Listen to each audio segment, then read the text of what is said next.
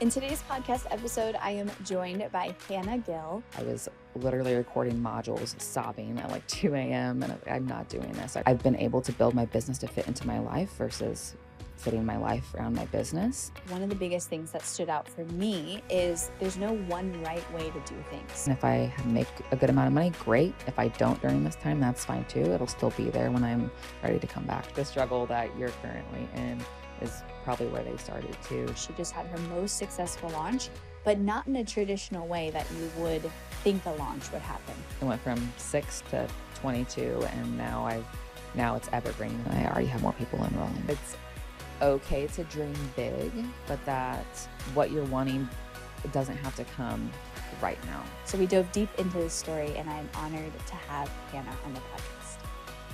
Embodied CEOs don't chase trends. They pave the way. They lead from within, moved by purpose, unshaken by noise. When you are the source, you do not need permission.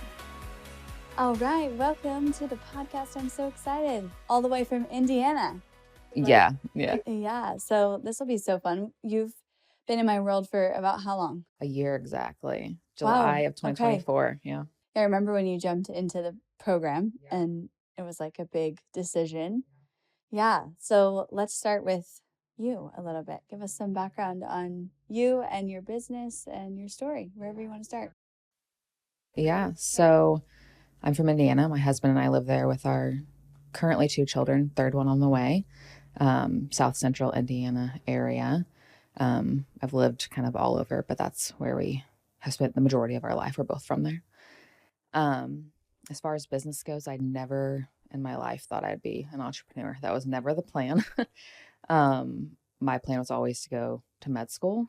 I got my undergrad in human biology, my master's in forensic biology, and I had planned to go to med school to be a forensic pathologist.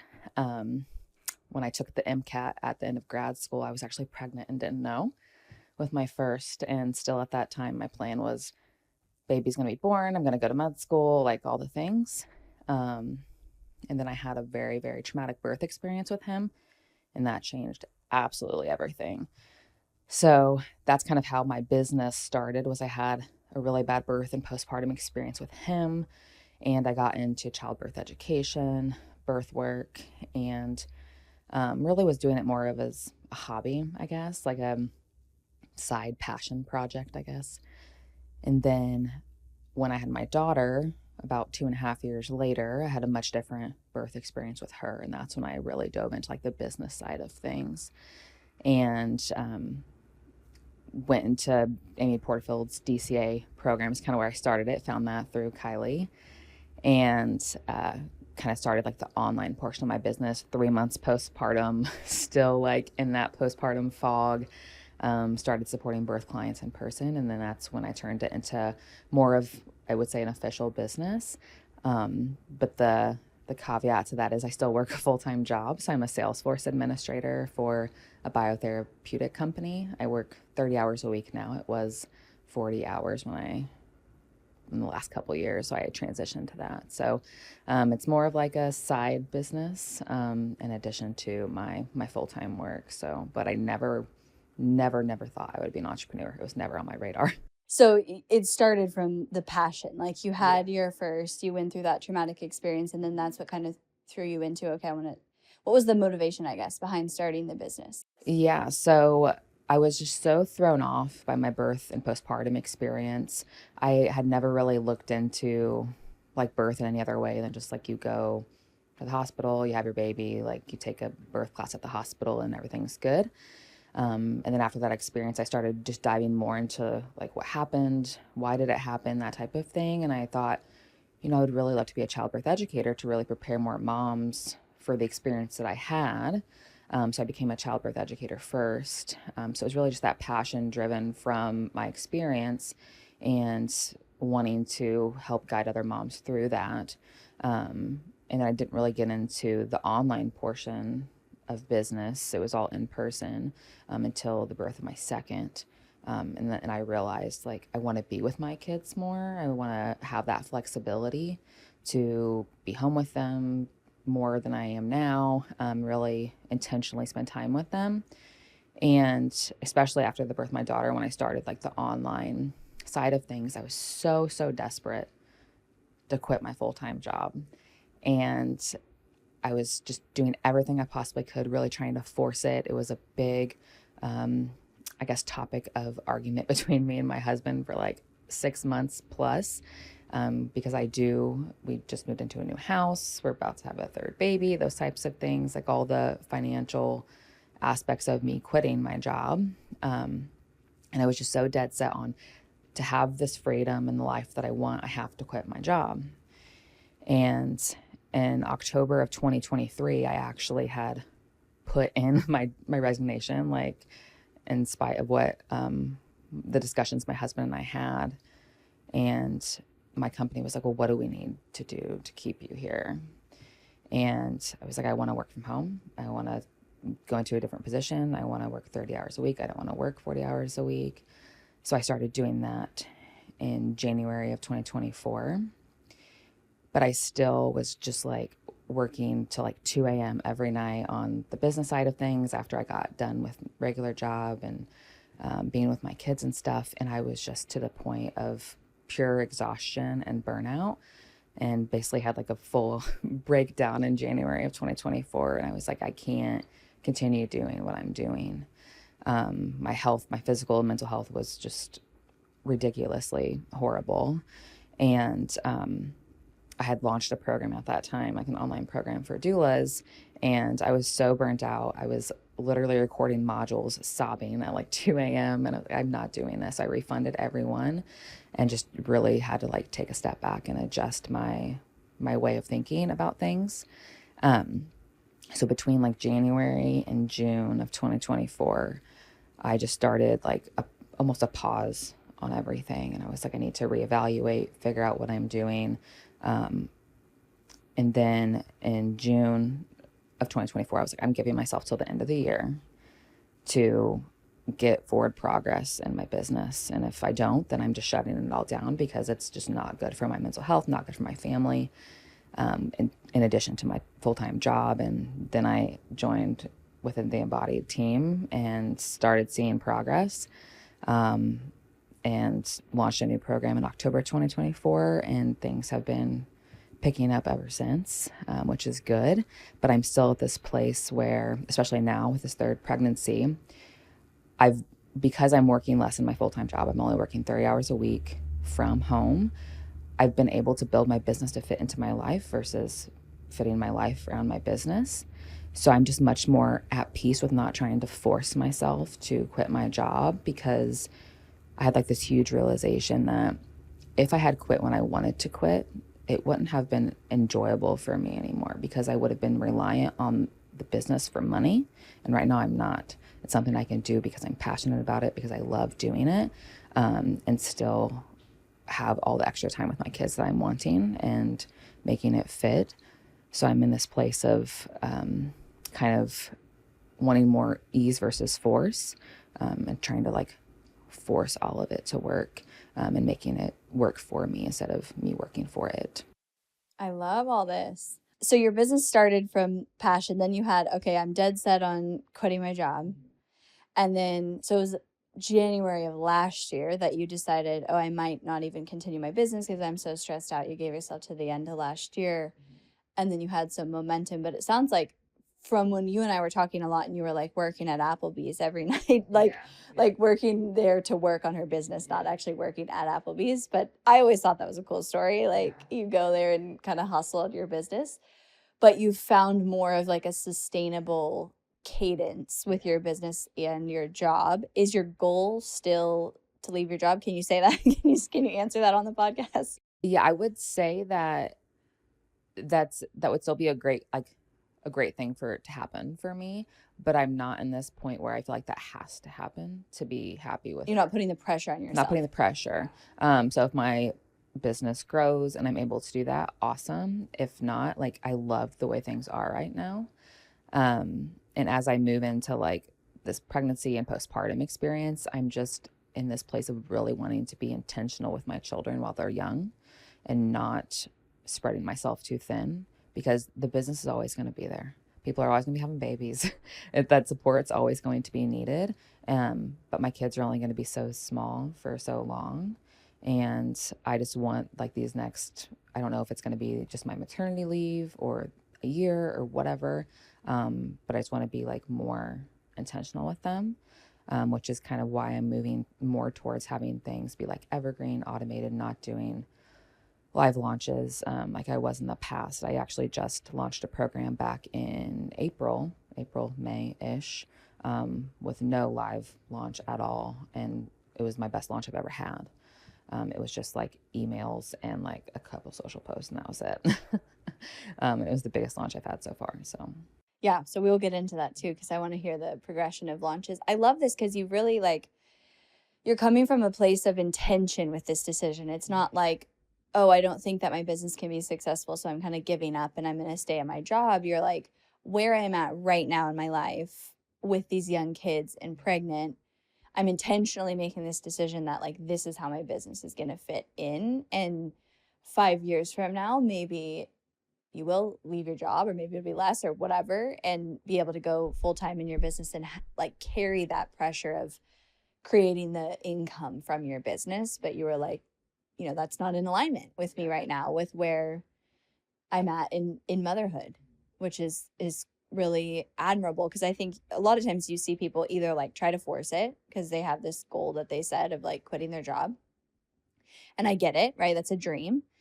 Or people who go, well, it's been this amount of time, I'm not making this X amount of dollars to be able to quit my job yet, and so therefore I'm going to quit my business completely and just be like, oh, I can't do it. yeah. And you're definitely not doing that. No, mine's just more of like a not quitting my business, not forcing my business. It's more of just letting it be as it is.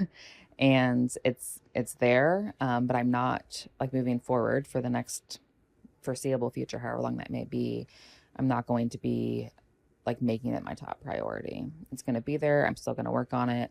But it's not something I'm going to stress myself out over. I'm not super concerned about, because I'm not reliant on the income of my business. Yeah, you don't have this pressure. Yeah, I don't have this pressure to, okay, I have to, work through my maternity leave. I need to work until 2 a.m. every night like I was doing. It's just, if I want to work on it, I'll work on it. All my programs are now evergreen. They're there. If people want to enroll in them, they're there. And now it's just like letting it be. And if I make a good amount of money, great. If I don't during this time, that's fine too. It'll still be there when I'm ready to come back to it. So I think this is a cool story for people to hear, as like another way to do things. There's not like one right way of like this big exit from your job. And, sometimes that's people's story, and that's also okay. But I love this for you. And I was there. I mean, I was at that point where I was literally like, I'm quitting my job. I'm doing this. I'm making this business work, and I'll give myself 5 years. And if it doesn't work, I'll go back to working. And I'm so, so glad looking back. No, I did not do that, because I know what it would have been. And I know how stressed I would have been, as financially, especially, trying to do all of that. So I'm looking back now, I'm so glad I like stayed at my job and continued to work on my business at the same time. But if I didn't put in my resignation at that time, I would not be in the work position I am now. So I wouldn't be working from home. I'd still be in the office 40 Right, hours. because you were able to be like, Yeah. well, if you want me to stay, this Yes, is this what is what I want. want. Yeah. And it's such a flexible job too, where like I don't have to work set hours. So I can work in the evenings if I want, if I need to be home with my kids, if I need to take them places or whatever. I have that flexibility. And if I didn't have that, it would be much harder. Like when the first year or so, I was still in the office 40 hours a week working and then doing all of that. So the flexibility has definitely helped me fit my business in a more just easy way. Yeah. And I mean, one of your motivations was to be able to be home with your kids in the day which you're able to do that. How long has it been since you like kind of officially started your business? 2 years? It was 2022. Okay. So I was literally 3 months postpartum, starting to support birth clients. So yeah, it was August of 2022 was official when I started my business. And that was in person supporting clients. Yes, but I also started the online at the same time. I had like started working through DCA and just building my website, figuring out all the things. But I didn't launch like my first official program until October of 2023. Okay. I had tried like a million different iterations of things and like trying to figure out what worked for me and what was going to be the best offer. And the first few launches I had were all geared towards moms. It was a mother's program, and I kept I kept having doulas join my stuff, and I was like, why? I'm marketing to moms. Like, I don't understand. Like, I would have doulas download my mom freebies and things like that. Um, so I really made the pivot to doulas this year. And that has been like astronomically different than any other offer I've had and has the most traction so far. So, Yeah, I wanna get into, like, the business journey a little bit because you definitely have the personality of, like, relentless, like, you didn't quit even when you had a launch that didn't go necessarily how you wanted it to. And so tell me about that journey, like somebody who's maybe in the thick of something not working for them. What were some of the lessons and experiences you had on that? Like, okay, this didn't work, and how'd you figure out what worked, and how'd you stay on that path? yeah. So, I mean, I started out with my my first launch. I was literally like begging people. I was like, take it for free just so I can have like feedback and input on the content and the program and what's working and what's not.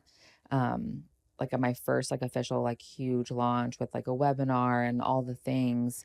Um, I felt like it went really well, and my webinars, I had a lot of good show up rates and stuff, and people just weren't enrolling, and it was various reasons that I was given, but um, I think the biggest thing was just getting talking to people and getting feedback from people was like the biggest thing. I was fine, honestly, because I was not reliant on the income for this business. I was fine with people. I'm like, take this for free and just give me all the feedback you can. I just want you to go through the program just so I know what's working and what's not and what I can make better or what I need to remove. Um, so it was really just continuing to have conversations with people, putting myself out there. Like I was like a networking junkie in any way possible, like locally, online, everything, just trying to connect with people, trying to get my name out there. Um, and I, even for being one of like the newer doulas in my area, I had probably the most clients in person as far as that goes. Just because I was always putting myself out there, always trying to find like in Facebook groups, on Instagram, and like local places. So just trying literally everything I could. And then just seeing what worked was how I first started out. But when things didn't work, when I had multiple launches, I just listened to like what my audience, what people were saying they wanted, which is, I feel like it seems so easy to do, but it's not. Like a lot of people don't really listen to what their audience is saying. And it's not like they're directly saying it to you, but it's like based on what they're consuming from you, based on what they're saying to you in a DM or something like that. So I knew there I needed to make a pivot. I knew I really wanted to support moms still, but I needed to make a pivot for my primary offers to doulas based on who was joining my email list, who was DMing me, who was following me.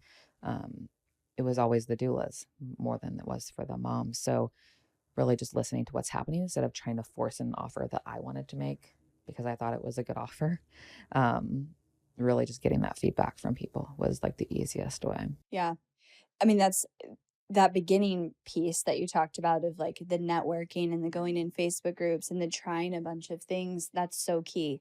So I want to hit on that for people listening because that's literally what I teach in the before the expand program is it's the knowing your ideal customer, it's the offer and the offer positioning, and then it's literally having as many conversations as you can with ideal customers and kind of seeing where those go and where those land. So you definitely like did that part right of you don't have a plan at that phase of business, right? It's not like let me roll out this nice marketing plan that I'm going to do and it's going to work. It is the like I have to try a bunch of things and it's action that is rewarded especially in that phase. And then it's going, okay, now I've got this momentum, I've got feedback coming in, and you're right, they don't tell you directly. They don't say like, oh, hey, Hannah, you should sell this exact program and I'll buy it from you. That's the job of an entrepreneur and of a creator is, okay, I'm doulas are coming and so they're saying this and so I could solve that problem for them with my process or whatever it is, and then it's kind of evolving your business from there, which is the journey that you went on. Did you have moments of I'm sure you did. Like the moments of like, what if I can't do this? Oh, 100%. Yeah. Like there was like probably 6 months straight where I cried every single night because nothing was working. And I was just so frustrated. I'm just like, maybe I'm not cut out for this. Maybe like this is never going to work. And I just need to, I was so frustrated because like my in-person clients were taking off. Like I could have had 5 clients a month if I wanted to, but since I was also working full time, it was really hard to be on call for births and that type of thing. So the money was in the in-person support at that time. And but I was so trying to make the online portion work so I didn't have to be on call and all of those things. Um, so there was really like multiple times where I was like, I'm just gonna have to do in person, but that's gonna be too hard if I still have a job. So what am I gonna do?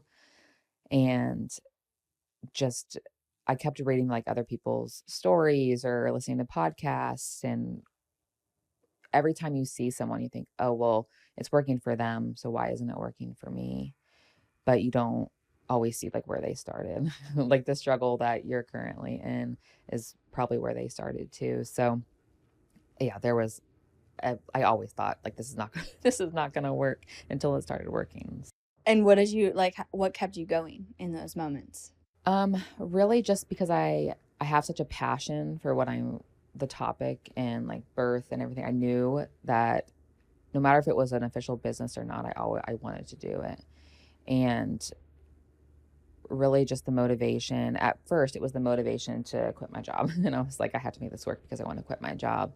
But then once I started seeing, like having conversations with people saying, like, you're helping me in this way and what you're doing is such like important work, it's just the motivation of actually seeing what I was doing was helping people. And I was like, okay, I need to keep going. I need to keep doing this. Because I could always like, just have an Instagram page and like share information. But when I started getting actual feedback on like my childbirth education content and things like that, saying this is truly helping people, and I was like, okay, well then this is frustrating, but I'm gonna keep doing it. Yeah. You're very driven by the impact Oh, that you have. 100%. Like that's kind of why you started your business and then what kept you going.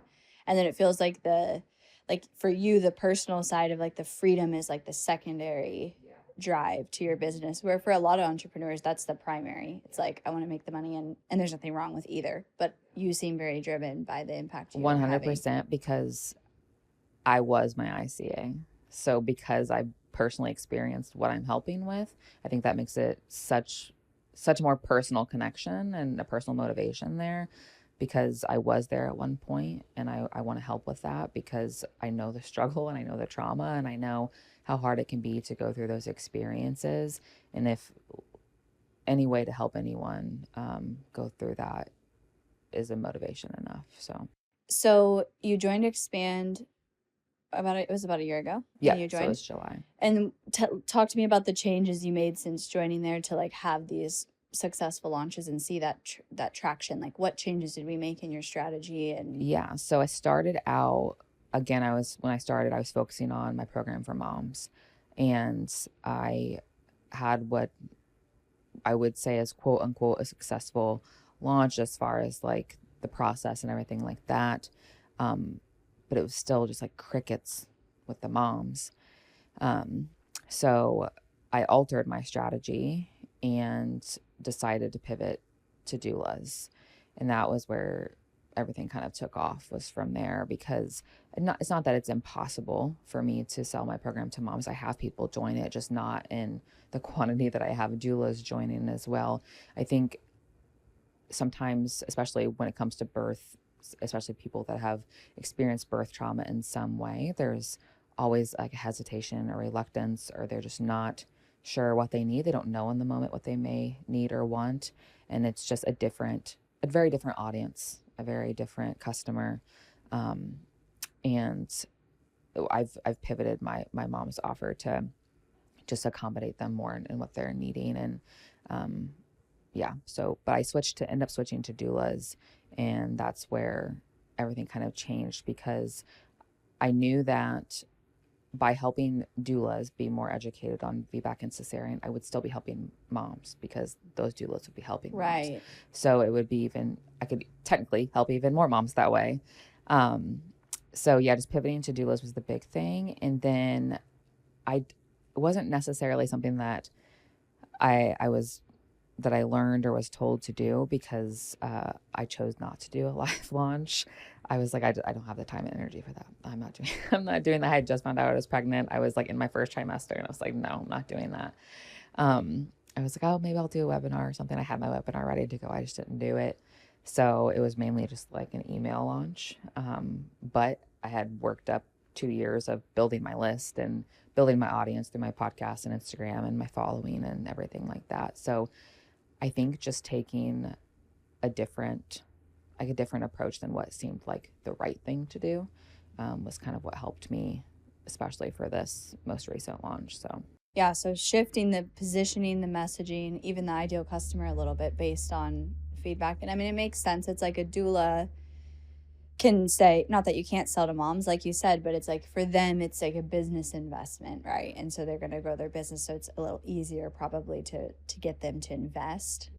And one of the biggest things I switched, like you mentioned, messaging, that was a huge thing that I focused on because the other programs out there that are similar to mine in some way, shape, or form has the same concept, focus solely on VBAC, whereas I really brought into my message and heavy that this covers cesarean as well in an equal amount because so many doulas don't understand like how to properly support a cesarean, and when 1 in 3 births are C-sections, like they need to know how to do that.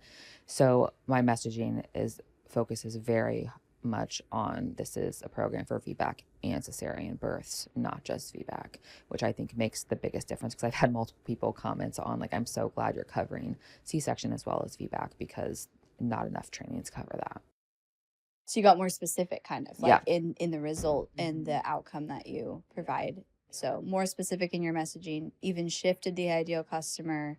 And then you'd built up the leads, the audience for 2 years and started to really feel that. I call it the snowball effect of like literally it will never be a waste growing your list and creating content to build an audience. I was at an event last week where big entrepreneur said investing in the media, he calls it media, like all his content, is like building a moat around him that nobody can touch him. And it's exactly true because if you do that, like even in the seasons where you're maybe working less on your business and not sure what you're going to do next, it, you know, if when and if that happens, it's like if you still show up and make those connections with your audience and build your audience and build your list, it will literally never not pay off. Like even if it's in a year or 2 years from now, because I bet you had people in that last launch you did join who had been around for 6-12 months Yeah. in your world. Yeah. And obviously depending on who your target audience is. So like our local birth community in Indy is super, super close. So I had a bunch of people locally because I was at a speaking event at a doula conference in Indiana. So I had a bunch of people locally join as well. I had people who were already on my list. I had random people from Facebook groups join that weren't even on my list. So it was just a very different approach than any other launch I had done because all my other launches were the typical like webinar, follow-up email sequence, enrollment type thing, which that works for so many people. But I just felt like I needed to do something different for the season that I'm in. You know your offer is good when that's like how you sell it. Is like people Literally, in a that's Facebook it. group Yeah. and like, it's something different. They haven't seen it before. They really need it. Like you nailed your offer, which is the key. Marketing's easy once that happens. That was the hardest part. Like it took me forever to just get my offer done because I was trying to take the approach of like marketing and doing all the sales before creating.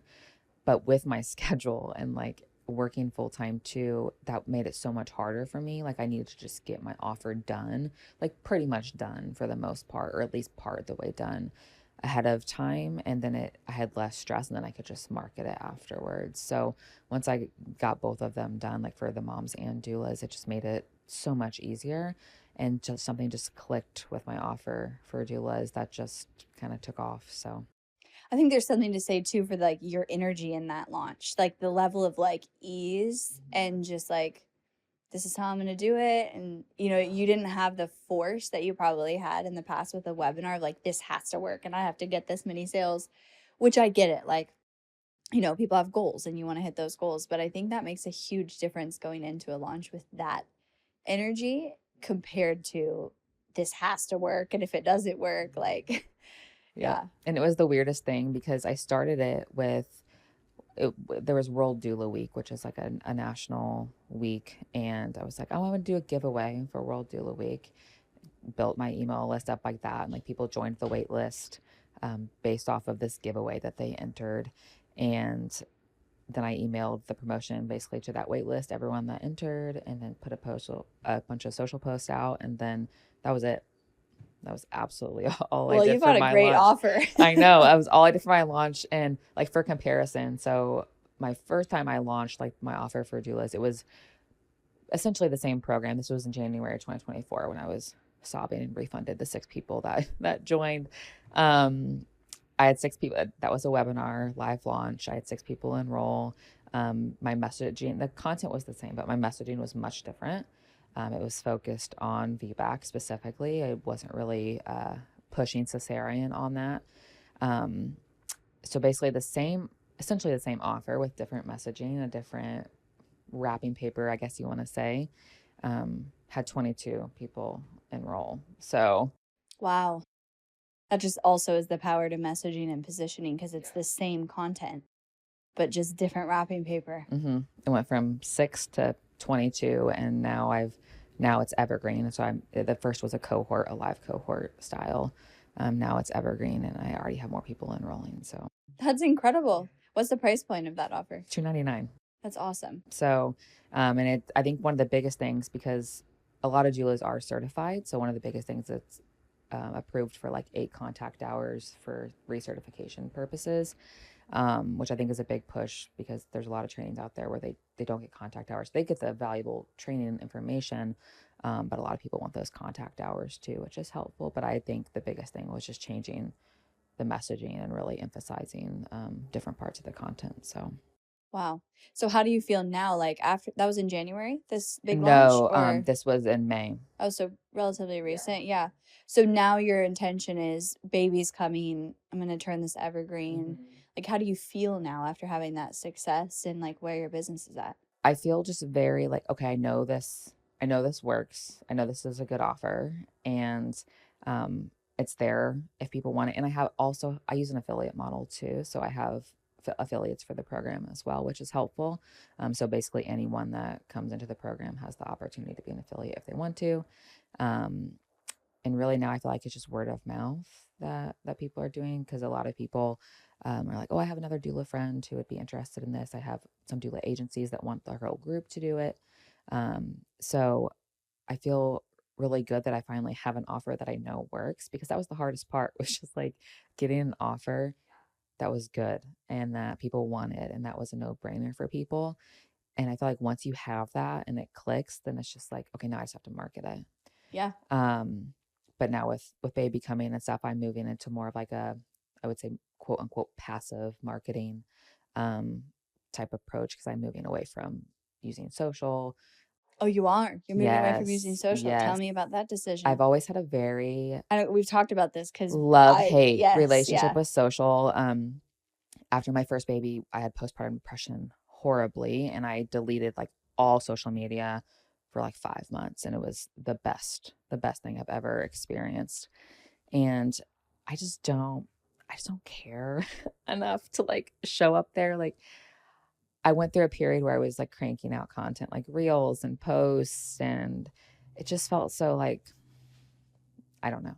I just get like too sucked into it, and then I end up scrolling, and then I'm distracted, and I just I don't my sales don't come from there. Like as far as social media goes, literally just posting in Facebook groups is like what I get my most sales from, which is great. Like I make connections and I nurture on Instagram, and I mean that's a good thing. But I'd rather do that through my podcast. My podcast is a lot bigger than what my Instagram is, and I get a lot better feedback there. But I just don't have the desire to be on social. So what I'm essentially doing is making it like a landing page with like a 9 grid and like linking out to all my things. I'll probably put in like some mini chat automations or something like that, but I just have no desire to actually just show up there. I've just always really had a love-hate relationship. And my biggest turning point was I was making content for something. I was on my phone, and my kids were like trying to get my attention, and I like snapped at them because I was like so focused at what was on my phone. I'm like, what am I doing? Like, this is so not me. And I just always find myself just in a more negative mindset when I get off of it. Yeah.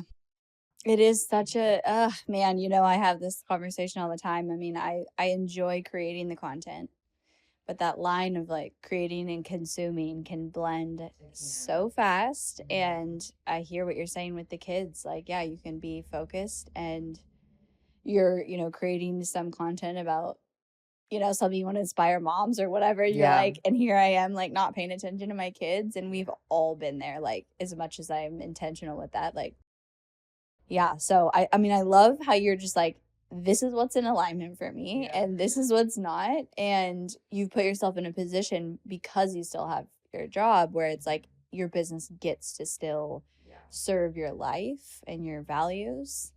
Yeah. And it's like specifically with social, like I want to post when I feel the need to post. I don't want to have a strategy about it. I don't want it to be like all technical, looking at the data. Like, I don't care. I just don't care. So if I feel like making a reel, awesome. If I feel like making a post, awesome. If I feel like getting in my stories, I'll do that. If not, I don't care if I'm not on Instagram for 5 months. Like, I don't feel like I have to do it. It'd be different if the majority of like my sales and business were coming from that, then I would feel like more pressure to show up there, but they're not. And I know they're not. Yeah. I mean, you're kind of following like, okay, this is what's working. This is what feels like.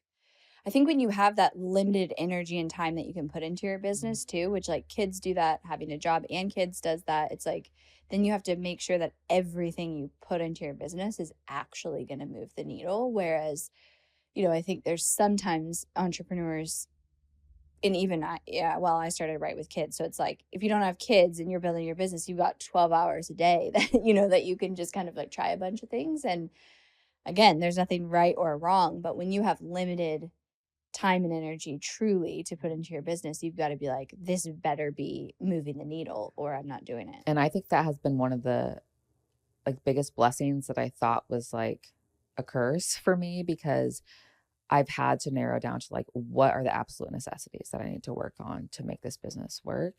Because I only work on my business, I mean, now even less, but I was only working like 10 to 15 hours a week, which when you have a full-time job and kids, like that's seems like a lot. Now it's probably like 5 to 10, if I'm being honest.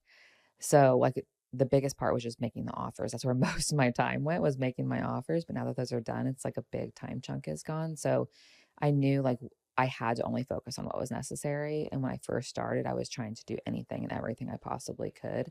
So it took me a while to figure out, okay, what's actually necessary for me to be doing to make this work. So if I do ever get to the point where I quit my job, then I know that I can make my business work in 15 hours a week, which is great. So That's so awesome. yeah. What about you as a person? I always say having a business is the biggest personal development journey we can go on. How do you feel like you've changed since starting your business? I feel like, so I've always been, and I started my business basically the same time I became a mom, essentially. But I've always been the type of person that's very type A, very like, I have to do things because they're expected of me. Like, I never really did things because I just wanted to do them. It was, okay, this is going to look good on a college application. This is going to look good on a job application. I joined clubs and did volunteer work just because, oh, this is what you have to do to be successful, right? So I've always been that type of person who always listened to authority, did things that were expected of me, and just never did things for me.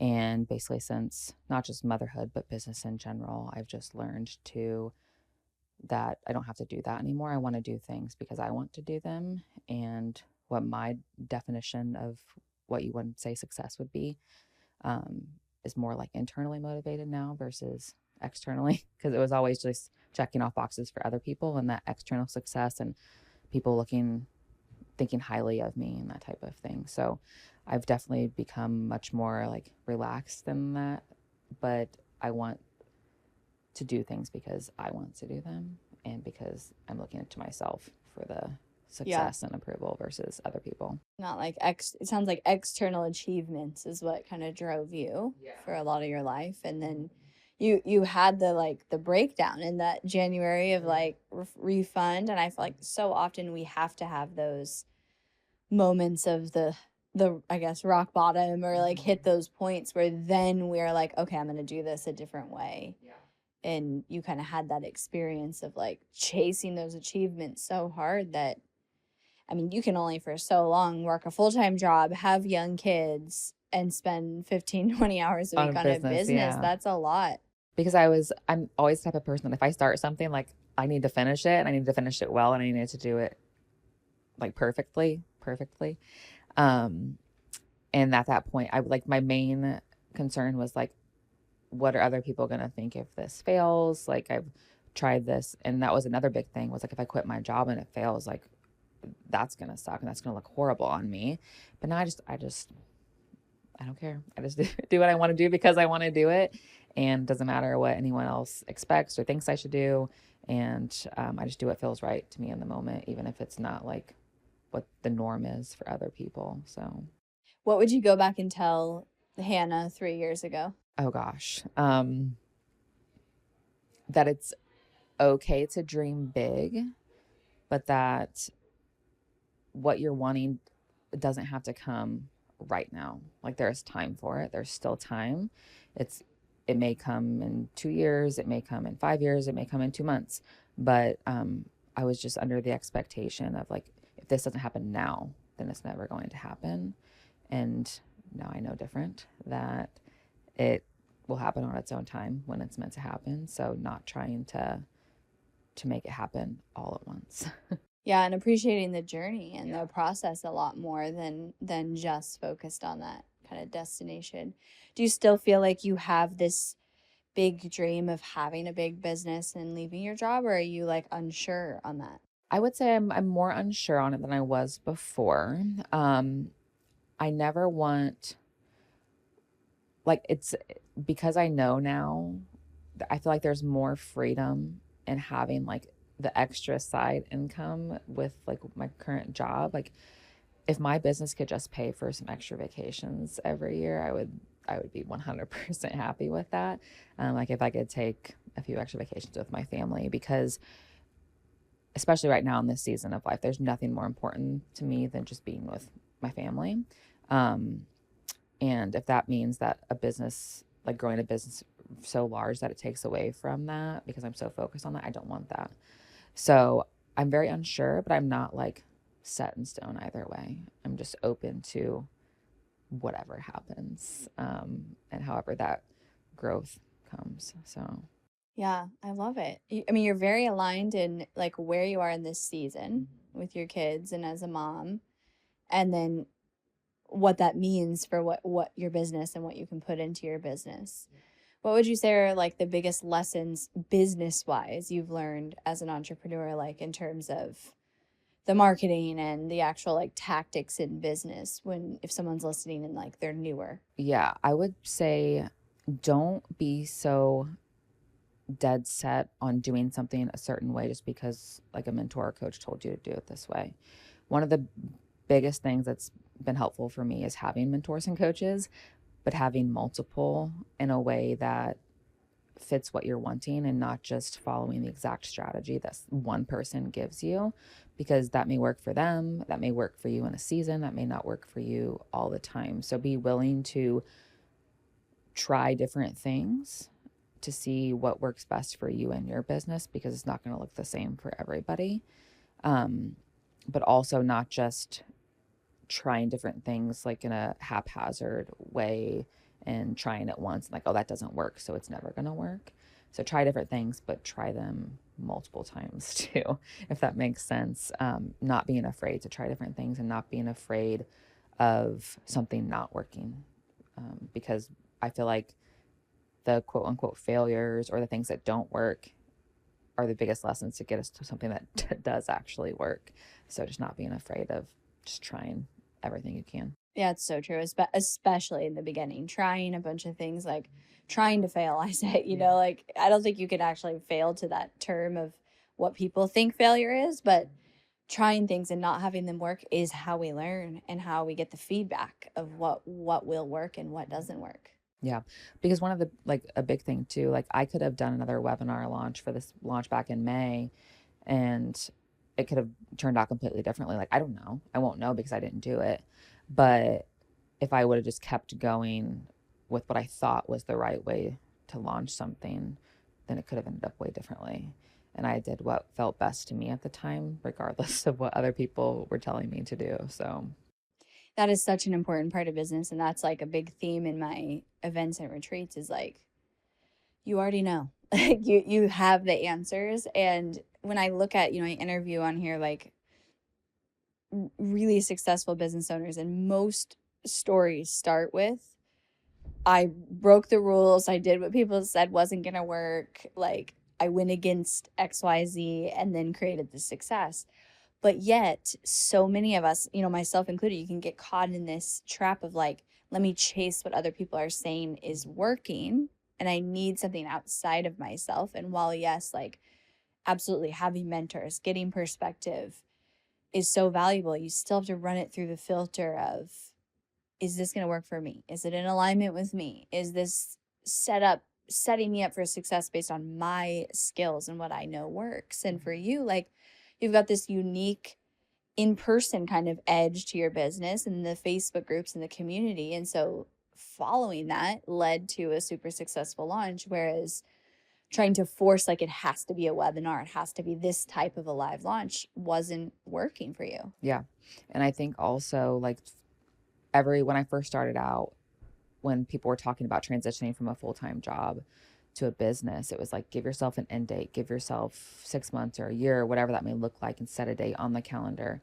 And that just felt so much pressure and so much force to me to do it that way. And I'm like, I'm still in my job and I'm still doing my business. And if it comes, it comes. If it doesn't, it doesn't. But I feel like if you're in that position of trying to, I know everyone's situation is going to be different, but if you're in that position of trying to go from a full-time job to a business, like sometimes depending on what you want to do with your business, the income from your full-time job can help you keep running your business. Yeah. So don't feel like you have to rush to make that leap.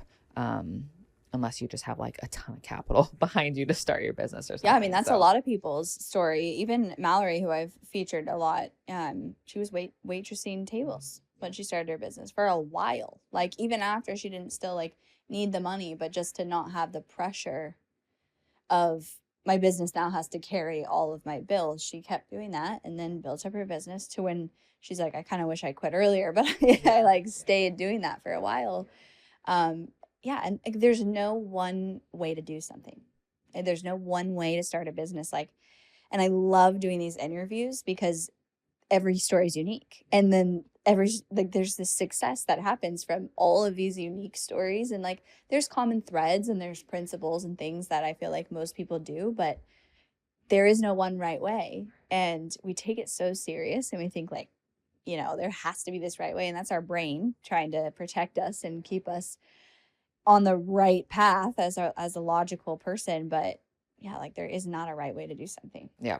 It's all just however works for you, and it's going to look different. It's going to look different in each season too. So it's not going to, just because something's working right now doesn't mean it's going to work in 5 years. So right now, like what I'm thinking about how my business and life's going to look, it could be completely different 5 years from now. And that's okay. Well, I mean, yeah, you're having a baby, like that changes a lot of things. Adding another kid, like then your priorities shift, and yeah, different seasons, totally. Yeah. Anything else you feel like we didn't cover in this conversation that you want to mention? I don't think like a business related, but around the same time I started working with Embodied, I also started CrossFit, which is like another like similar thing we have in common. I'm not like a big CrossFit athlete or anything like that. I was just such in a bad mental and physical health point. I was like working out at home, and that just became too much and too stressful, and I wasn't disciplined enough. I was changing laundry between sets. So then I joined a CrossFit gym, and that's been wonderful. And like I already have plans for after I have the baby on like getting back into things and starting going to group classes, because right now I just do the like one-on-one personal training. So that is also definitely something that's huge character builder is CrossFit. So. Yeah. Well, and prioritizing your health is so important. I mean, however that looks for you, and someone listening, it has to be above your business.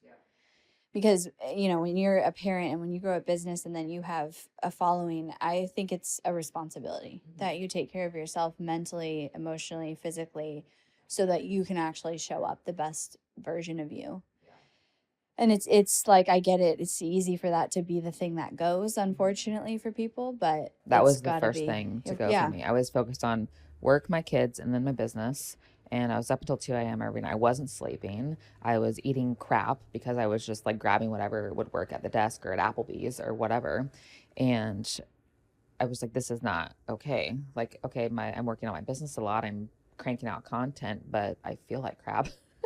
And I need to not feel that way. So I was like, I'll take some time out of my business to sleep and exercise. Yeah. Yeah. And I mean, I get it. Like, I definitely had a season of that too. Like when my kids were really young, even though health is such a priority for me, I would too, like, not eat, be like breastfeeding and grabbing snacks because I'm starving in between calls. And, as you gain back time, you can put more time into it. But one thing I teach that we may or may not do at the event, but is like a ceiling and a floor. So on the hardest days in business and life, like what's the floor of your physical health? Is it like a 10-minute walk? And then you've got your ceiling, like on my good days when everything's going well and I've got the time I thought I would have, for me, it's 2 hours of training right now. What is that ceiling? What is that floor? Because then we go from every day I have to do a workout. And then when I skip a day, I skip 4 days because I missed a day, and I fell off the wagon, to my physical health is a non-negotiable every day, but sometimes that might look like a 10-minute walk, right? Something that you can do. And then what's the ceiling and the floor for your eating and mindset, whatever, like having that. Someone taught me that a couple of, 3-4 years ago. And I love that concept because I think that so much of us are like all in, right? And then when we don't do something perfect, we just are like, well, screw it. Like, I'll restart next week. So if that's helpful for someone in a season of building young kids where you're like, I don't see how I could prioritize, an hour a day of CrossFit, maybe it's a 10-minute walk. Yeah. Just doing whatever you need to do to keep with your goals, but not like burn yourself out either. Yeah. And it's all decisions. It's like, what's the non-negotiables? Yep. And the nice thing, specifically for where I go, like I could bring my kids if I need to. So that's awesome. They have daycare. They have like childcare. Kids. Yeah. I mean, my daughter just kind of sits on a mat in the section, like, and just watches me. But like, that's how I know, like, okay, I can still go to the gym, and if needed, she can be there with me. So that's a way that, that's a good thing for her to see too, is like me being active, because then she knows that too. But yeah, just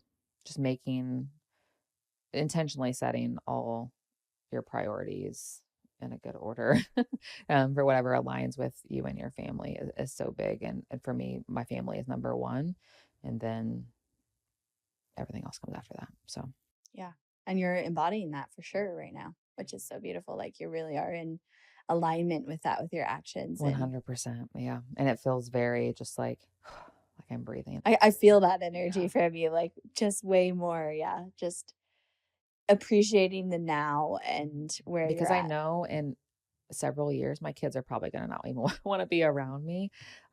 So they all kids go through that phase, and I can dive like hardcore into the business then when they don't even care to be around me. Yeah. And that's perfect. Well, thank you so much for making it out to the studio. We're about to go into the live event tomorrow, which I'm so excited for. I am very excited because I did not get to come back in January when I wanted to. So I'm glad I'm able to make it this time. And I'm so glad you had me on the podcast too. So yeah, thank you. Oh, wait, before we go, where can everyone find you? I should have asked that question. Yeah. So my website is thehannahgill.com. My podcast is Motherhood Flow, and it's on all podcast platforms. Instagram, which I'm slowly moving away from, but it'll still be there, is at the Hannah Gill. Cool. We'll link to all that. It sounds like your podcast is like your main form of content for people. Yeah. Amazing. Well, thank you. We will link to all that. Highly recommend you check out Hannah. I'm excited to see the next season for you and next part of your journey. Thank you so much, Emily. Thank you.